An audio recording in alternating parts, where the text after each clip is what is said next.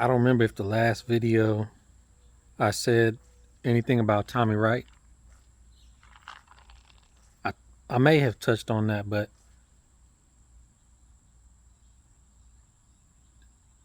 Beyonce's album came out. Um, I'm trying to remember the timeline right now, but Pharrell made a beat for Beyonce's album, and it sampled Princess Loco.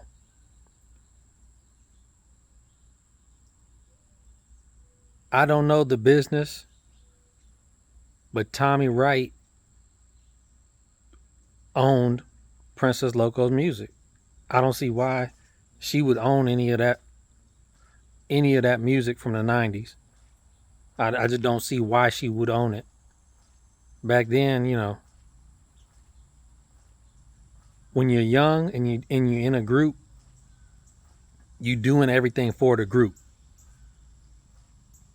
You thinking we'll split the money. You're not thinking I did this verse. I want royalties. You might say I did the verse, so I get 50%. The producer get 50% or something like that. You slice the pie how you think it should be. You don't think about the technical part of music where you want royalties. Now, when you're dealing with Pharrell, you best be thinking of the royalties, and I'm sure Tommy Wright the third was. So when he sampled Princess Loco, Princess Loco died a few months before that album came out, or maybe a few months after. But here's the thing: Pharrell probably hit Tommy Wright up years before the album came out. So Princess Loco died between the time Tommy knew it was getting sampled, or between the time Tommy got paid and the time Princess Loco died.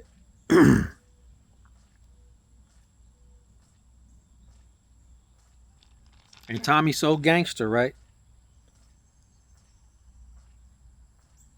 A couple $1,000 is all it takes for someone to die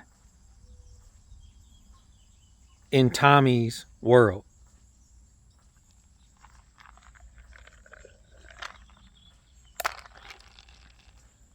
I said something last time about Coops a nigga dying. Coops a nigga did that tape with ICP. That is crossing over into a whole other side of rap. 3 6 had worked with ICP before, but they never did a collab album. Coops and Niggas style was a crossover style. Please believe all these new little artists that came out in the 2010s, Suicide Boys, all these weird white people from California who started doing and Mexicans who started doing Memphis style music and blew up. Please believe, they know Coops a nigga, and please believe he's the one. Coops a nigga was a crossover artist, man. Just like how Lil B broke so many barriers when he came out, Coops a nigga's the same way. And then Coops a nigga dies.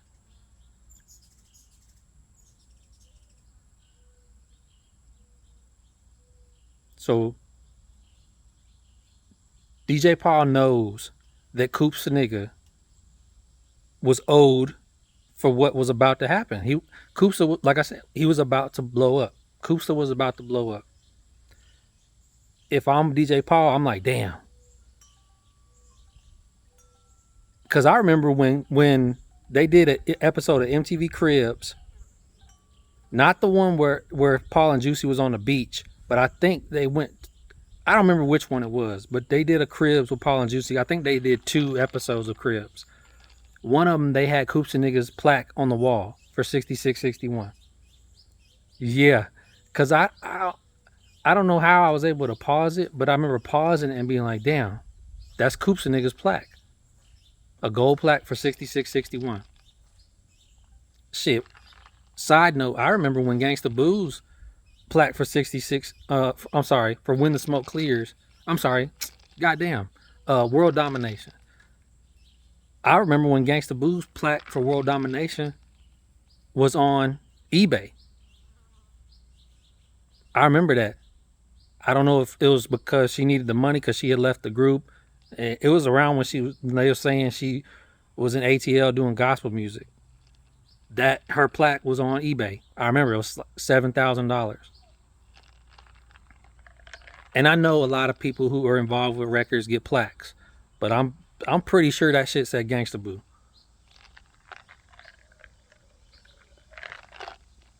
So that goes to tell me that if they had his gold plaque, that he wasn't getting no royalties from none of that stuff. Coops and nigga was getting no royalties.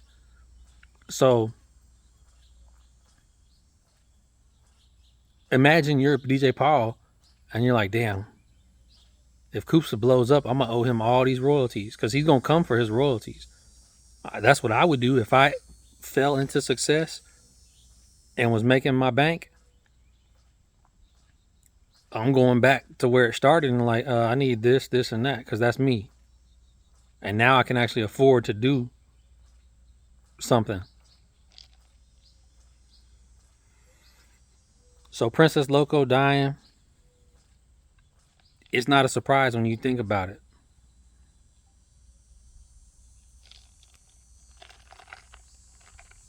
But like I said, in Tommy Wright's world,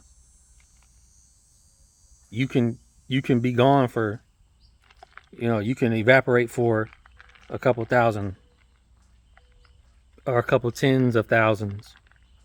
Because when you're dealing with Pharrell, you're going to get paid.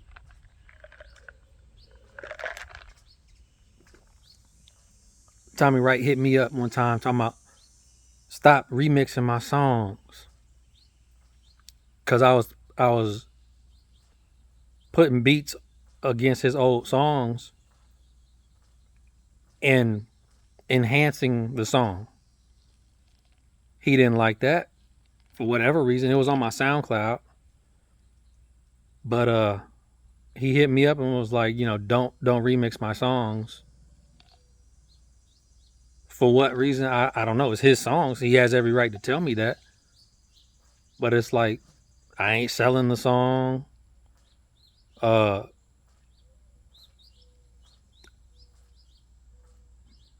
Maybe he thought I was using him for credit or for credit, like credibility or something. Like, well, I can't listen to that Tommy song without that beat on it no more.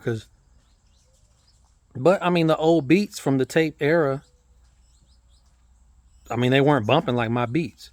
I'm adding more bass to it, more richer sounds to it, and I'm tweaking Tommy's voice to just to bump harder. And like I said, he has every right to tell me to stop. I just don't understand the reason.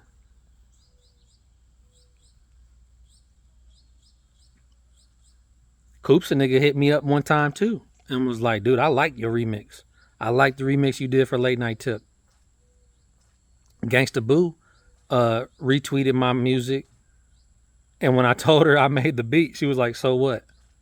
So she wasn't very impressed. Or maybe she was impressed, but not enough.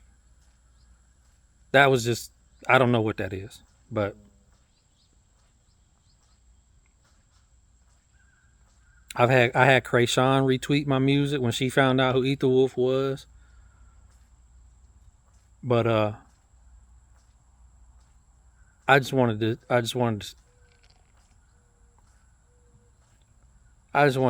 spit some facts.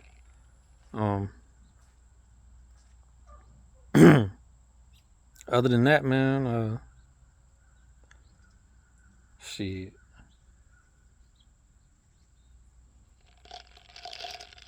It's like that thing with Lord Infamous. And I'm not just trying to touch on every Memphis rapper, but when he went back and spit all his verses from the JP tape, the Fire and Ice tape, on different beats. It was like, why?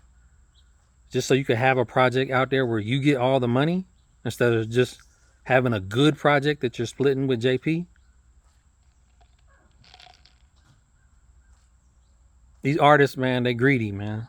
They greedy. These artists, and that's what ruins art. Is greed. Art is not some untouchable thing. You know, I remember Jay-Z talking about, oh, you gotta buy art because that's what you do when you evolve as a man. You buy art instead of whatever. Fuck that shit. That shit is corrupted by greed too. I don't give a fuck if it's Basquiat or Van Gogh or whatever. You'll see. Within time, that will lose its value too.